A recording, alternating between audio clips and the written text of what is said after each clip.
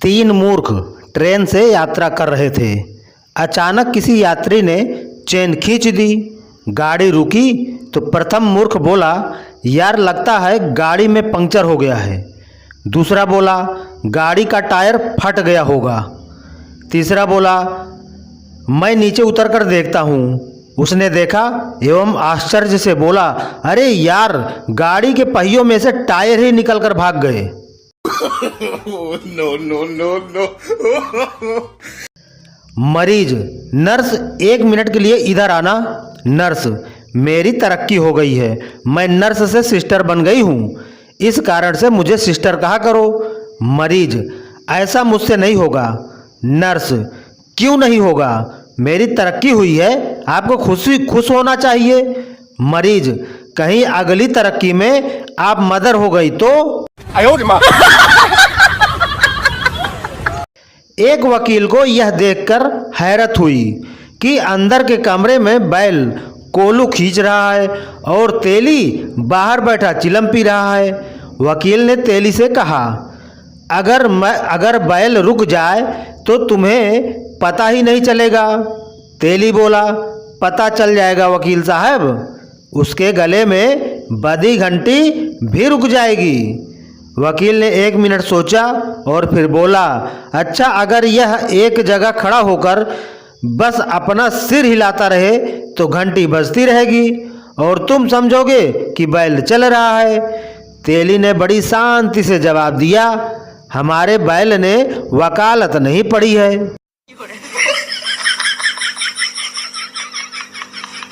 पत्नी पति से, आप मुझे मेरा नाम लेकर मत पुकारा करें, इससे बच्चे भी मेरा नाम लेकर पुकारते हैं। पति झुंझलाकर बोला, तो क्या मैं भी तुम्हें बच्चों की तरह मम्मी कहकर पुकारूं?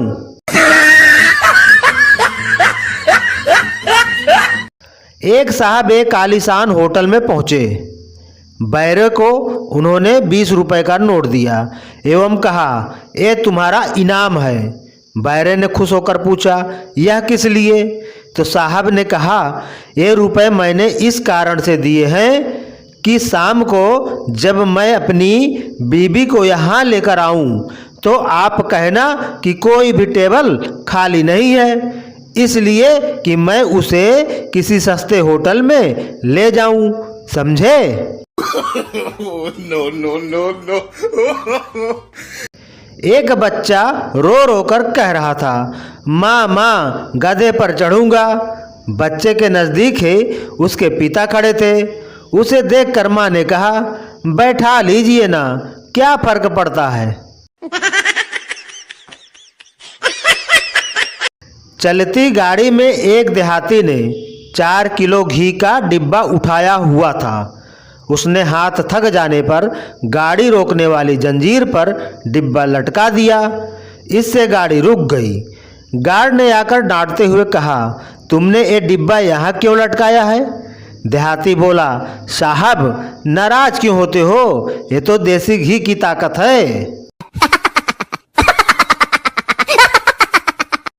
एक मित्र, दोस्त इस पेन के ऊपर मेरा नाम लिखा हुआ है, वरना ये पेन में तुम्हें पक्का भेंट दे देता। तो दूसरा मित्र बोला, कोई बात नहीं मित्र, नाम के आगे लिख दो की ओर से भेंट।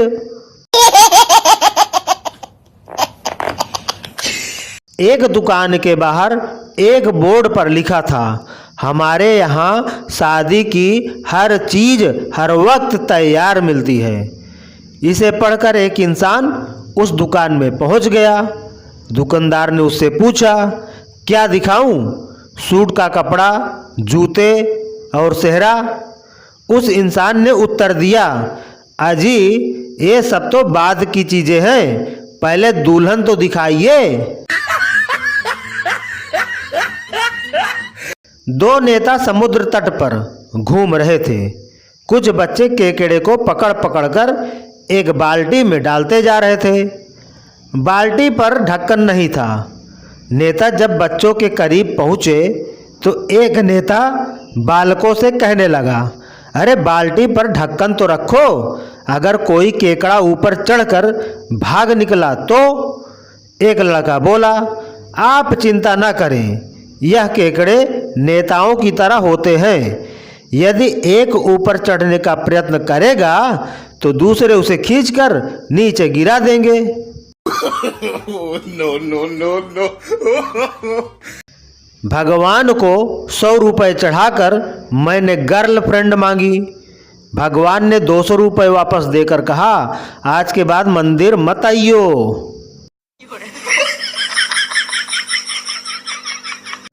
एक साहब अपने दोस्त से बोले, क्यों भाई, तुम्हारे घर में तो नौकरानी थी, अभी आप अपने कपड़े धो रहे हो, क्या बात है? तो दोस्त ने बोला, यार मैंने उससे शादी कर ली।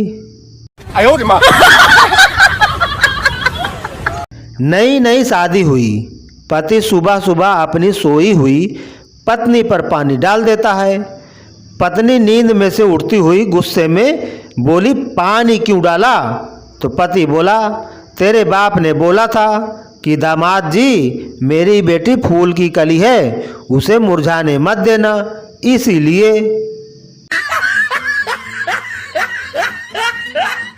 समस्त स्त्री जात की तरफ से एक गहन प्रश्न। पुरुष तो कभी उपवास करते नहीं, फिर भी उन्हें हमारी जैसी अच्छी पत्नियां कैसे मिल जाती हैं?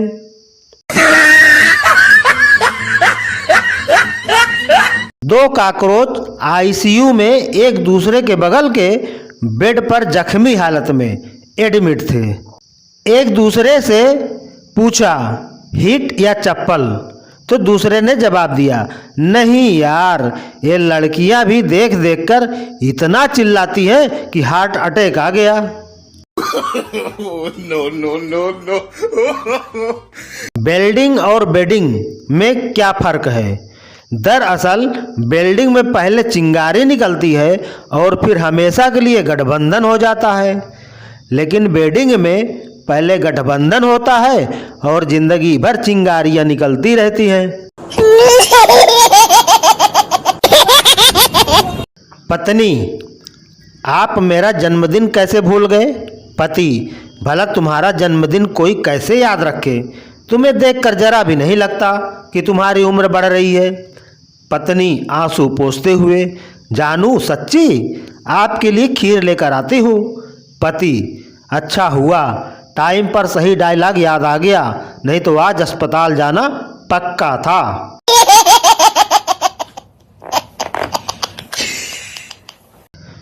पहला दोस्त, यार मुझे यकीन नहीं हो रहा है कि तूने मुझे अपने घर बुलाकर इतनी बढ़िया दावत दी।